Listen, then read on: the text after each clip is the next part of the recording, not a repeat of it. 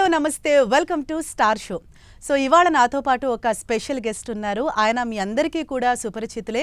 ఎన్నో సినిమాల్లో ఆయన విలక్షణమైన పాత్ర నటించారు. విలన్గా మీ అందరికీ తెలుసు. అలాగే ప్రముఖ నిర్మాతగా కూడా ఆయన కొన్ని సినిమాలు తీశారు. ఆయన ఎవరో కాదు, అశోక్ కుమార్ గారు. ఆయన ఇవాల్టి స్టార్ షోలో నాతో పాటు ఉన్న స్టార్. మరి అశోక్ గారిని అడిగి ఆయన జీవిత ప్రయాణం ఏ విధంగా స్టార్ట్ అయింది, సో ఇప్పుడు ఏం చేస్తున్నారు, ఇలా చాలా విషయాలు మనం ఆయన అడిగి తెలుసుకుందాం. నమస్తే సార్. నమస్కారం. మీరు నిర్మాతగా అసలు మొదటగా మీ జర్నీ అన్నది ఎలా స్టార్ట్ అయింది సార్? నిర్మాతగా అంటే ఫస్ట్ ఒక డబ్బింగ్ సినిమాతో స్టార్ట్ అయింది. అది కన్నడ మూవీ.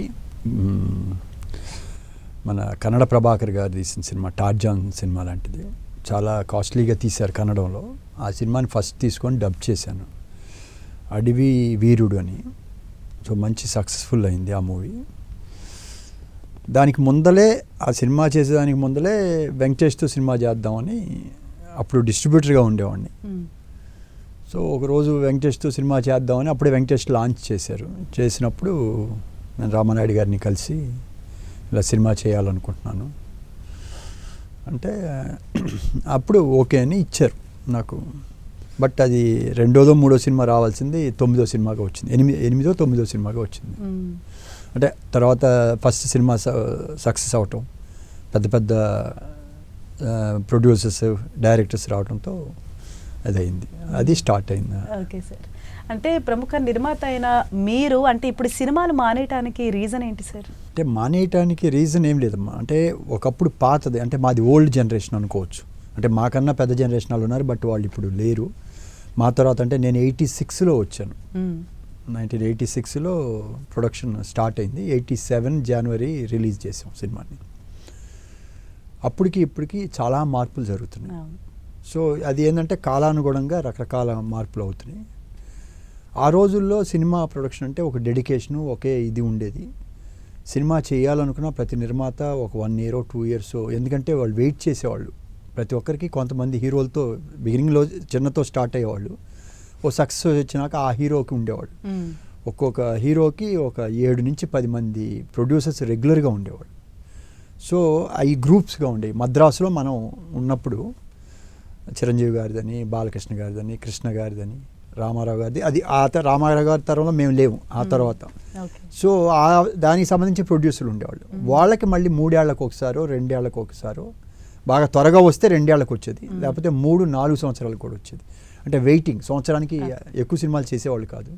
వెయిటింగ్, నెక్స్ట్ ఎవరు. సో ఆ టైంలో, రాబోయే టైంలో ప్రొడ్యూసర్స్ రెడీగా ఉండి కథ నీది, నువ్వు కథ రెడీ చేసుకో అని చెప్పేవాడు. అప్పుడు డైరెక్టర్ని పెట్టుకొని కథ రెడీ చేసుకొని అంతా ప్రిపేర్ చేసుకొని ఉండేవాళ్ళు. ఇవాళ అలా లేదు. అందువల్ల ఒక గ్రూప్ అక్కడ అందరూ మనం అంతా సెకండ్ పౌరులమే. ఇది తమిళనాడులో ఉన్నప్పుడు మన సొంత కాదు, మనం అందరికీ ఏంటి, మనం అంతా సినిమా వాళ్ళం. అందరూ ప్రతి ఒక్క సినిమా ఫంక్షన్స్కి అందరం వెళ్ళేవాళ్ళం. 100 days ఫంక్షన్ అయితే ఇది పార్టీ అయినా అందరూ కలిసి ఉండేవాళ్ళు. అక్కడ ఎలాంటి ఇది లేదు. బట్ ఎందుకంటే మనం అక్కడంతా ఐక్యంగా ఉండాలి. సినిమా కులమే మంది, సినిమా కులం, సినిమా వాళ్ళమే. ఎక్కడి నుంచి వచ్చిన వాళ్ళైనా ఉండేది ఆ ప్రేమలు, ఆప్యాయతలు. బట్ మన రాష్ట్రానికి వచ్చిన తర్వాత అవి మారిపోయింది. అప్పటికిప్పటికి చాలా చేంజ్ వచ్చింది. తర్వాత సినిమా అనేది ఒక డెడికేషన్గా ఉండేది. అదే లైఫ్ అండ్ ఇది. ఇప్పుడులాగా ఈ హై సేల్స్ ప్రైజెస్ లేవు.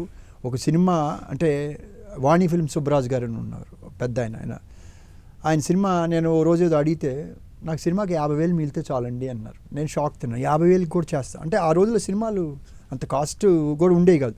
అంటే అది మిగిలినా చాలు అని చేసే ప్రొడ్యూసర్లు ఉండేవాడు. ఆయన సుబ్బరాజు గారిది ఇప్పుడు కూడా నాకు గుర్తు. నాకు 50,000 మిగిలితే చాలు సార్ అన్నారు. ఇవాళ అది లేదు. అప్పుడు సినిమా చేసినా కూడా పెద్ద పెద్ద మార్జిన్స్ వచ్చేవి కాదు, ఒక రీజనబుల్గా ఉండేవి, కానీ ఇలా కోట్లలో ఉండేవి కాదు, లక్షల్లోనే. ఇవాళ సోగ్గాడు నిన్న 50 years సెలబ్రేషన్ అయింది. మా చీరాల్లో 100 days ఆడితే 33,000 రూపాయలు షేర్. అంటే ఇవాళ ఒక షోకి వస్తుంది. అంటే ఆ రోజుల్లో డబ్బుకు విలువ ఉండేది, ప్రతి ఒక్కరికి కూడా ఉండేది. ఇప్పుడు చక్రవర్తి గారు లాంటి ఆయన ఎంతో సూపర్ మ్యూజిక్ డైరెక్టర్గా ఉండి, ఆయన నేను ఎంటర్ అయినప్పుడు 50,000 60,000 పెద్ద సినిమాలకు ₹1,00,000 ఇచ్చేవాడు. అది కూడా కొంతమంది ఇవ్వకుండా చెక్కులు ఉండే ఆయన దగ్గర. ఆయన ఎప్పుడు అంటే పాపం సినిమా ఫెయిల్ అయితే ఆయన ఎప్పుడు ఇది చేసేవాళ్ళు కాదు. అలా ఉండేది. ఇవాళ సినిమా మారిపోయింది.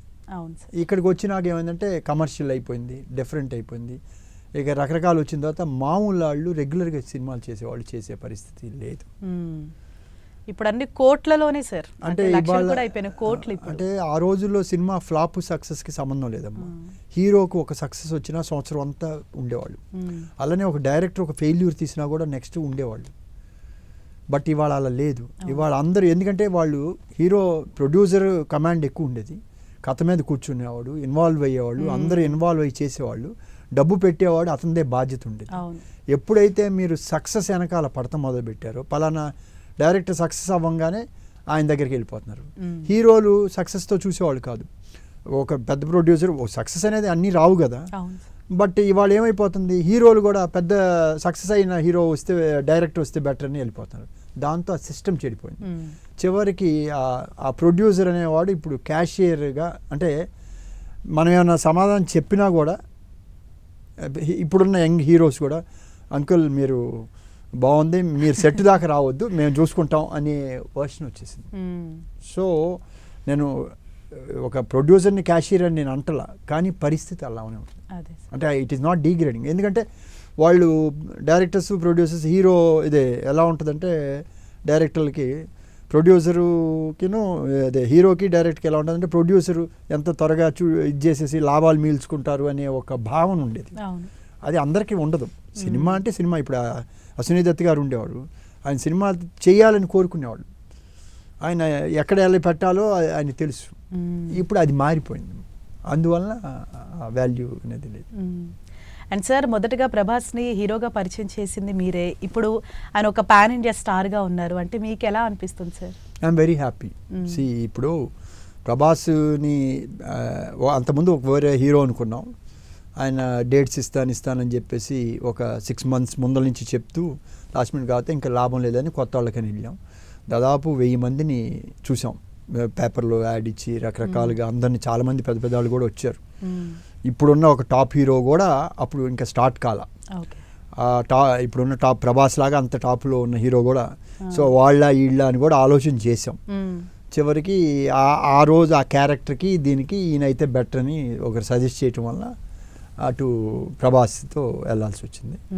ఎందుకంటే ఆ క్యారెక్టర్కి పర్ఫెక్ట్గా సరిపోయాడు. అది కూడా తను కూడా ఫస్ట్ వాళ్ళ బ్యానర్లోనే చేయాలనుకున్నారు, బట్ మనకి వరుసగా ఇది ఉండటం, మీరు వచ్చి చేయటం మాకు సంతోషంగా ఉందని మన కృష్ణరాజు గారు చెప్పడం. నేను యాక్చువల్గా, ఎందుకంటే వాళ్ళు పెద్ద ప్రొడ్యూసర్సే కదా, వాళ్ళు దే కెన్ లాంచ్. బట్ ఎవరైనా సొంత లాంచ్ కన్నా కూడా బయట ప్రొడ్యూసర్ వచ్చేస్తేనే దానికి వాల్యూ ఉంటుంది. సొంతం చేస్తే ఏమవుతుందంటే వాళ్ళ అబ్బాయిని ప్రమోట్ చేసుకున్నారు అని అంటారు. అలా కాకుండా ఎవరైనా అదే కోరుకుంటారు. సో అలా నాకు ఆ అదృష్టం కలిగిందని నేను భావిస్తున్నాను. సో నాకు ఏంటంటే కలిగింది కాబట్టి అది లక్కీగా సినిమా కూడా హిట్ అయింది. ఫస్ట్ సినిమా 100 days ఆడింది. అది ధూళిపేట మీద వెళ్ళింది సబ్జెక్ట్. ఇక తెలంగాణలో చాలా బాగా ఆడింది, హైదరాబాద్లో నాకు ఓవర్ఫ్లోస్ కూడా వచ్చినాయి. ఆంధ్రాలో కొంచెం ధూళిపేట అనేది కొంచెం ఇది కాకుండా కొన్ని ఏరియాల్లో యావరేజ్గా అలా వచ్చింది. అండ్ మీరు ఆ టైంలో జాతకం కూడా చూపించారు. నాకు ఒక అలవాటు, ఎందుకంటే నేను గురువులను నమ్ముతాను. ప్రతి ఒక్కరితో ఎవరితో అయినా చేసేటప్పుడు అతనితో మనకి ఎలా సెట్ అవుద్ది అనే దానికోసం చూపిస్తాను. చూపించినప్పుడు బాగుంటుందని గురువుగారు చెప్పారు. మా గురువుగారు జనరల్గా ఆయన సాక్షాత్ ఈశ్వరుడే, శివానందమూర్తి గారు అంటే ఎంటైర్ ఆర్ఎస్ఎస్కి, ఇవాళ ఈవెన్ మోడీ గారికి కూడా ప్రైమ్ మినిస్టర్ గారు అవటానికి ఆయన వెళ్ళి పూజలు చేసి, ఆయన చనిపోయే ముందర కూడా మోడీ గారు కూడా ఫోన్ చేశారు. అటువంటి వ్యక్తి ఈ సినిమాకి ఆయనే చెప్పారు, ఆయనే ముహూర్తం పెట్టించారు, ఆయనే చేయమని చెప్పారు. నాకు వర్షాకాలం మళ్ళీ ఎలా ఉంటుంది, ఏం కాదు నీకు మంచి సక్సెస్ వస్తుంది, నీకు కంఫర్టబుల్గా ఉంటావు అని ఆయనే ముహూర్తం పెట్టి సినిమా ఓపెనింగ్ కూడా సోమవారం రిలీజ్ చేసాం, అది మ్యాట్నీతో. ఎవరన్నా సినిమా శుక్రవారం చేస్తాం, గురువారం ఆయన ముహూర్తం పెట్టాడని శివరాత్రి రోజు ఆయన పెట్టమన్నాడు.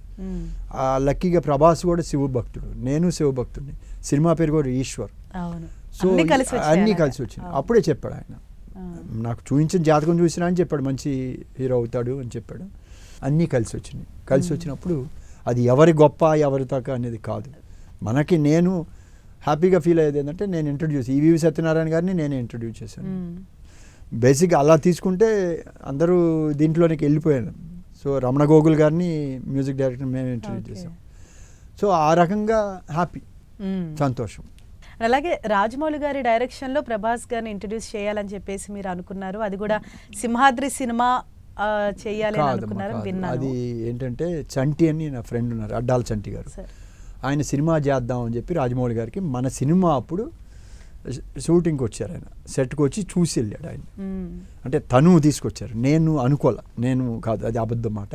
ఓకే. చంటి తీసుకొచ్చి మన సెట్లో చూసి అన్నీ చూసుకొని వెళ్ళారు. సో అది మేబీ దాన్ని అలా అనుకొని ఉండొచ్చు కానీ బట్ అది కరెక్ట్ కాదు. నేను Yes, sir. అలాగే ప్రేమంటే ఇదేరా లాంటి బ్లాక్ బస్టర్స్ ఇచ్చిన మీరు చిరంజీవి, బాలకృష్ణ లాంటి స్టార్ హీరోలు మీకెందుకని ఛాన్స్ ఇవ్వలేదు సార్ అప్పట్లో? అలా లేదమ్మా, అలా ఉండదు. చిరంజీవి గారు అడిగాను నేను, చిరంజీవి గారి రక్త తిలకం సినిమా ఫస్ట్ సినిమానే హిట్. రక్త తిలకం చాలా పెద్ద హిట్ వెంకటేష్కి కెరియర్లో. ఆఫ్టర్ 7 మూవీస్ తర్వాత మైనస్లో ఉన్నప్పుడు చిరంజీవి గారి సినిమా మీద మొత్తం 4 సినిమాల మీద పోటీకి వేసాం అదే రోజు. నాకు సురేష్ బాబు అన్నారు, ఎందుకు నువ్వు పోటీకి వెళ్తున్నావు, వెళ్తే ఓపెనింగ్స్ తగ్గుతాయి కదా. లేదు బాబు, ఛాలెంజ్ దానికే వెళ్ళాలి అని వెళ్ళాం. వెళ్ళటం వల్ల నాకు 10 లక్షల రూపాయలు ఓపెనింగ్స్ తగ్గి ఉండొచ్చు. ఆ రోజులో 10 లక్షలు అంటే చాలా పెద్ద అమౌంట్. కానీ ఏంటంటే పోటీలో ఏది చివరికి అల్టిమేట్గా మన సినిమానే సూపర్. అవతల మంచి దొంగ సినిమా మనది ఇది, అలానే 5 సినిమాలు ఉన్నాయి పండక్కి. నేను పండగ అదే రోజు ఒకే రోజు రిలీజ్ చేశాను. నైజాంలో మందే చాలా మంచి సూపర్ హిట్ అయింది. సార్ అలాగే ఇండస్ట్రీని అంటే ఒకప్పటికి ఇప్పటికి కంపేర్ చేస్తే అంటే ఇప్పుడు ఎక్కువగా కమర్షియల్ లాగా అయిపోయింది. అంటే టికెట్ రేట్లు పెంచడం వల్ల ఇప్పుడు ఇండస్ట్రీ ఇలా అయిపోయింది అని అనుకోవచ్చా సార్? అంటే కాదమ్మా, ఫస్ట్ నేను థియేటర్ రన్ చేశాను చీరాల్లో ఉన్నప్పుడు. వాళ్ళందరు సినిమాలకు వస్తారు, అది ప్రతి ఒక్కరికి సౌలభ్యంగా ఉండే ఎంటర్టైన్మెంట్ ఏంటంటే ఓన్లీ సినిమా. ఇవాళ సినిమా అనేది వన్ ఆఫ్ ది ఎంటర్టైన్మెంట్లోకి వెళ్ళిపోయింది. పాత రోజుల్లో కంపల్సరీగా సినిమా వచ్చిన సినిమాలు అన్నీ చూసేవాళ్ళు, ఫ్యామిలీలతో వెళ్ళి చూసి వచ్చేవాళ్ళు. ఇవాళ ఆ రోజులు లేవు. మనం ఈ టికెట్లు పెరగటం అనే దాని మీద కూడా చాలాసార్లు డిస్కషన్ అయింది ఛాంబర్లో. ఎందుకంటే మనం దూరం చేసుకోకూడదు. కానీ కొంతమంది నిర్మాతలు ఏంటంటే ప్రతి ఒక్కరు వాళ్ళ ప్రోడక్ట్ అమ్ముకునేదానికి వాళ్ళు ప్రైస్ ఫిక్స్ చేస్తారు. మన ప్రోడక్ట్కి మనం ఎందుకు ఫిక్స్ చేయకూడదు, నా ప్రోడక్ట్ ఇంతే అనే యాంగిల్లో కొంతమంది మాట్లాడారు. వాళ్ళు మాట్లాడింది కూడా సమంజసం. ఆ రేటు పెరిగితేనే మనం పైకి స్పానర్లు వచ్చు అనే ఉద్దేశం తెలియదు. బట్ ఓవరాల్గా మనం దూరం చేసుకున్నాం. బట్ కాస్ట్ పెరగటం వల్ల ఏమైందంటే కామన్ మ్యాన్ని దూరం చేసుకున్నాం. ఈ ఫ్యాన్స్ ఉంటారు, కుర్రాళ్ళు, యంగ్స్టర్స్, వాళ్ళు మాత్రం సినిమాకి వెళ్తారు ఫస్ట్ డేకి. బట్ కామన్ మ్యాన్ ఫ్యామిలీ వెళ్ళాలంటే ఇవాళ ఒక ఆర్డినరీ పీపుల్ వెళ్ళాలంటే కనీసం 2,000 రూపాయలు అవుతుంది, 1,000 రూపాయల నుంచి 2,000. తర్వాత కరోనాతో అందరి ఇళ్లలో చూడటం అలవాటైంది ఓటీటీలో. ఎప్పుడైతే ఇది అలవాటు అయిపోయిందో ఆల్ వరల్డ్ వైడ్లో ఉన్నవన్నీ కూడా మన ఓన్ లాంగ్వేజ్లో వచ్చేసింది. సో ఇప్పుడు చూసేదానికి వీ హ్యావ్ ఎ వాస్ట్ ఇది. ఇప్పుడు హీరోలు కూడా వాళ్ళ రెమ్యునరేషన్ భారీగా పెంచేస్తున్నారు. అంటే ఒక్కొక్క సినిమాకి లక్షలు పోయి ఇప్పుడు కోట్లు, అది కూడా డబుల్ డిజిట్స్లో ఛార్జ్ చేస్తున్నారు, ఆ క్రోర్స్ కూడా. దానివల్ల ప్రొడ్యూసర్స్ ఇబ్బంది పడుతున్నారు ఇప్పుడు అని అనుకోవచ్చు సార్? ఇవాళ అంటే కరెక్ట్గా చెప్పాలంటే అది పచ్చిగా చెప్తున్నాను. ఇవాళ సో కాల్డ్ పెద్ద ప్రొడ్యూసర్స్, పెద్ద పెద్ద బడ్జెట్ తీసుకునేవాళ్ళు, ఎక్సెప్ట్ రాజమౌళి గారిని నేను అన్నాను. ఎందుకంటే ఆయన ఇప్పుడు దాకా సక్సెస్ఫుల్లోనే ఉన్నారు కాబట్టి ఆయనకి ఇది వర్తించదు ఆయన ఆ కాస్ట్లో.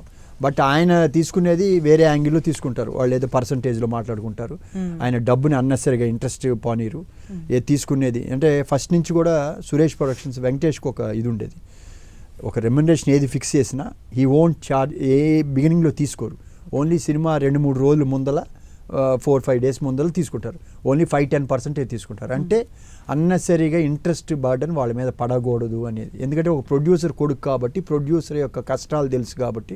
అంటే నేను వెంకటేష్ని పోగొడుతున్నాను, అలా చాలామంది, ఇప్పుడు అల్లు అర్జున్ కూడా అలానే తీసుకుంటున్నానని విన్నాను నేను. సో ఇప్పుడు ఎవరైతే మనం కాస్ట్ ఇవన్నీ పెరిగి అన్నెసరీ బర్డన్ ఆగకూడదు. మీ హీరోకి ఎవరు ఎగ్గొట్టాలని చూడరమ్మా, ఫస్ట్ పాయింట్. సేలబుల్ ఉన్నంత వరకు. సో ఎలా హీరోకి డబ్బు వస్తుంది, వచ్చేటప్పుడు అడ్వాన్స్గా అంత తీసుకోకర్లా, ఏదో మినిమం ఏం కావాలో తీసుకొని ఫైనల్గా 3-4 డేస్ ముందు తీసుకుంటే కనీసం 6 months, 3 months, 4 months interest burden అనేది తగ్గితే అది కూడా కాస్ట్ ఆఫ్ ప్రొడక్షన్ తగ్గుద్ది. ఇవాళ ఈ బడ్జెట్స్ పెరిగినప్పుడు ఇక నుంచి ఫ్యూచర్లో ఇవాళ ప్రతి ఒక్కరూ చాలా అంటే ఒక సినిమాతో ఆ కంపెనీ వెళ్ళిపోయే పరిస్థితి వచ్చేసింది. అంటే నేను అనేది ఇక్కడ చిన్న పెద్ద లేదమ్మా, సినిమా తేడా వస్తే అంత మనకు రాదు, రెవెన్యూ లేదు, ఒకసారితో మనం కనుమరుగైపోయే పరిస్థితి వస్తుంది. అది కరెక్ట్ కాదు. అది అలాగే సార్. అయితే ఇప్పుడున్న ఇండస్ట్రీని మీరు ఎలా చూస్తారు సార్? అంటే ఇంతకు ముందుకి ఇప్పటికీ ఏం చేంజెస్ వచ్చాయి, ఎటువంటి మార్పులు వచ్చాయని మీరు అనుకుంటున్నారు? మార్పులు లేదమ్మా, ఇప్పుడు మంచి మార్పులే వస్తున్నాయి. ఎందుకంటే చిన్న చిన్న సినిమాలు సక్సెస్ఫుల్, ఏమి ఎక్స్పెక్ట్ చేయకుండా వచ్చి సక్సెస్ అవుతున్నాయి. అంటే ఇవాళ ఈ సినిమా అనేది ప్రతి ఒక్కరికి ఒక అట్రాక్షన్. సినిమాకి వెళ్తే స్టార్ అయిపోతాం, కానీ అవగాహన లేకుండా వస్తున్నారమ్మా. అంటే మా దగ్గర డబ్బు ఉండొచ్చు, ఎందుకంటే భూములు ఎక్కడ చూసినా ఒక ఎకరం అమ్మితే 100 కోట్లు వస్తుంది, లేకపోతే ఇంకోటి వస్తుంది. ఏముందో సినిమా మనం తెద్దాం, నేను హీరో అవుదాం, మా అబ్బాయిని ఎందుకు పెట్టి తీయకూడదు. లేకపోతే మా అబ్బాయి రాజకీయ నాయకుడు మా అబ్బాయిని పాపులారిటీ కోసం ఎందుకు తీయకూడదు, అవును, లేదు నేనెందుకు తీయకూడదు నాకేంటి, అవును. ఈ టైప్ ఆఫ్ వాళ్ళు వచ్చారు. అంటే సీరియస్నెస్ కాదు, దానివల్ల వాళ్ళు ఎంత హామ్ చేస్తున్నారు అనేది వాళ్ళకి తెలియట్లా. అంటే ఇప్పుడు వాళ్ళకి తెలియదు ఎంత పెట్టాలని. ఏదైనా సరే ఇండస్ట్రీలోకి, వాళ్ళ సినిమా ఇండస్ట్రీలోకి రావాల్సి వచ్చినప్పుడు ఏ బిజినెస్ చేసినా దాని గురించి అవగాహన తీసుకోవాలి. ఒక 6 నెలల్లో సంవత్సరం స్టడీ చేయాలి. స్టడీ చేసి అప్పుడు దాంట్లో దిగాలి. ఒక పార్ట్నర్గా చేరో లేకపోతే చూసో ఎలా ఉంది కండిషన్స్, తర్వాత సినిమా రిలీజ్ చేయగలమా లేదా, ఇవాళ పబ్లిసిటీ ఇవన్నీ ఉన్నాయి, రేపు రాపోతే ఏంటి, ఇవన్నీ కూడా అవగాహన చేసుకొని వస్తే ఉంటుంది. అది రాపోవటం వల్ల ఏమవుతుంది, చాలామంది ఉన్నారు సినిమాలు కొందరు మాయ మాటలు చెప్తారు, భలేవాళ్ళండి అది అయిపోద్ది, వాళ్ళకి ఎంత మిగిలింది అంత మిగిలింది, నమ్ముతారు దిగుతారు, చేతులు గాలిని ఎక్కడ అమ్మాలో తెలియదు, ఎవరు తీసుకోవాలో తెలియదు. అలాంటి క్వాలిటీ కూడా ఇప్పుడు, ఎందుకంటే చూడండి మీరు పెద్ద పెద్ద సూపర్ హిట్స్ తీసిన డైరెక్టర్లు అందరూ ఖాళీగా ఉన్నారు. ఎందుకు ఖాళీ అంటే వాళ్ళలో టాలెంట్ లేదా, ఎవరు వెళ్ళట్లా. అవును, అడాప్ట్ చేసుకోవాలి, మారిపోయింది. ఒకప్పుడు సినిమా చిన్నదే, కానీ సినిమాని అభిమానించే వాళ్ళు చాలామంది ఉంటారు, ఫాలో అయ్యే వాళ్ళు ఉంటారు. మనం ఏం చేసినా జనం అందుకని అంత ఫాలో అవుతూ ఉంటారు. ఆపర్చునిటీస్ చాలా ఉన్నాయి చేయడానికి, మనం అది చూస్ చేసుకోవాలి. అండ్ మన ఇప్పుడు ఏమైపోయింది, చిన్న నిర్మాతల చేతుల నుంచి కార్పొరేట్ చేతుల్లోకి వెళ్ళిపోతుంది. సార్ అలాగే ఇండస్ట్రీలో ఒక టాక్ ఉందంటే నిర్మాతలు ఎక్కువగా నష్టపోతారు అని చెప్పేసి, అంటే నిర్మాతల మాట పెద్దగా ఎవరు వినరు అని ఇట్లాంటి మాటలు వినిపిస్తూ ఉంటాయి. అంటే ఇది నిజమేనంటారా? నిర్మాత ఏం చెప్పినా కూడా డబ్బు ఇచ్చేవాడు నిర్మాత, కానీ ఎంతవరకు వాల్యూ ఉంది? ఇప్పుడు నేను పేర్లు చెప్తే తప్పుగా ఉంటుంది. పెద్ద పెద్ద నిర్మాతలు చెప్పినా కూడా ఇనే పరిస్థితిలో లేరు. ఎందుకంటే వాళ్ళకి వాళ్ళు హీరోలు కూడా, యంగ్ హీరోలు కూడా, పెద్ద అంటే కొత్త కుర్రాళ్ళు హీరోలు కూడా అంకుల్ అన్నీ బాగా మాట్లాడతారు, అంకుల్ మేము చూసుకుంటాం మీరు ఉండండి అంటున్నారు. అంటే ఏంటి అంటే వాళ్ళ మైండ్ వేవ్ లెంగ్త్కి వీళ్ళు రారు, వీళ్ళు వస్తే వీళ్ళు ఇది చేస్తారు అని వీళ్ళని లైట్గా పొలైట్గా చెప్పటమే. ఇప్పుడు వాళ్ళకి దే డోంట్ వాంట్, వాళ్ళకి ఏంటంటే నేను డైరెక్టర్ కూర్చొని చేసుకుంటాం, మాకేం కావాలి. దీనివల్ల వేస్టేజ్ చాలా అవుతుంది. ఇప్పుడు ఒక సెట్ ఒక రోజు రన్ అవుతుంటే షూటింగ్, ఇవాళ పెద్ద సినిమాలు అయితే ₹1 కోటి అవుతుంది రోజుకి. అవును, ₹1 కోటి అవుతుంది. ఏదో ఒకటి రాదు, టైంకి రాదు, షూట్ క్యాన్సిల్ అంటే లాస్. ఆ రోజులో డబ్బుకు వాల్యూ చేసేవాళ్ళం, స్క్రిప్ట్ రెడీ చేసి స్క్రిప్ట్ని చదివేవాళ్ళు, రీడింగ్ ఇచ్చేవాళ్ళు, డైలాగ్ వర్షన్. అంటే మనకు కావాల్సింది ఎంత టైము, ఎన్ని రీళ్ళు, 1:40 నిమిషాలు, 1:50, రీడింగ్ టైం ఎంత, అన్నీ చేసి అన్నెసరీది ఎడిటింగ్లోనే కట్ చేసేవాళ్ళు ముందర. అంటే ఈ సీన్ నుంచి ఈ సీన్కి ఏం చెప్తున్నారు, 5 సీన్లు వెళ్తున్నాయి, మ్యాటర్ ఏమి వెళ్తుంది, దాన్ని డైరెక్ట్గా లింక్ చేసేవాళ్ళు. అంటే ప్రతి పైని వాల్యూ చేసేవాళ్ళు. ఆ రోజున camera reel costly, so reel ఎందుకు వేస్ట్ చేయడం అని చెప్పేసి అప్పుడు ఎంత 35,000 40,000 ఇది ఉంటే సరిపోద్ది. కానీ 1,50,000 2 లక్షలు 3 లక్షలు తీసిన వాళ్ళు కూడా ఉన్నారు. అది వేస్ట్ అవుద్దని మొత్తం కూర్చొని ఏ సీన్ ఏది ఏం చెప్తున్నాం మ్యాటర్, ఒకవేళ ఏదైనా తీసేయాలంటే అన్నెసరీ అంటే దాన్ని కట్ చేసి ఆ మ్యాటర్ని పోస్ట్ చేసి ఇంకో సీన్ యాడ్ చేసి మిగతా తీసేసేవాళ్ళు. ప్రతిదీ కాస్ట్ లెక్కేసేవాళ్ళు, ఇవాళ లెక్కేయట్లా. అది డిసడ్వాంటేజ్. అందువలన నష్టపోతున్నారంటే ఇవాళ ఎవరికి, ఆర్టిస్ట్కి డబ్బులు వస్తుంది, టెక్నీషియన్కి ముందలే వచ్చేస్తుంది. టెక్నీషియన్ ఏ రోజు డబ్బు ఆ రోజు వస్తుంది. ఒకవేళ పెద్ద సినిమాలు అయితే వారం తర్వాత ఏదో వస్తుంది, వాళ్ళు పెండింగ్లు ఏమి ఉండవు, ఎప్పుడెప్పుడే లాగుతారు, అందరికీ వస్తుంది. నిర్మాతకి ఏంటి రెమ్యునరేషన్ ఏముంది, కనీసం వాళ్ళకి ఒక రెమ్యునరేషన్ డైరెక్టర్కి ఉంటుంది, అందరికీ ఉంటుంది. నిర్మాతకి 5% ఉందా, 10% ఉందా? అతని జీతం అనుకొని అతను నెల డ్రా చేసుకోవచ్చా? లేదు.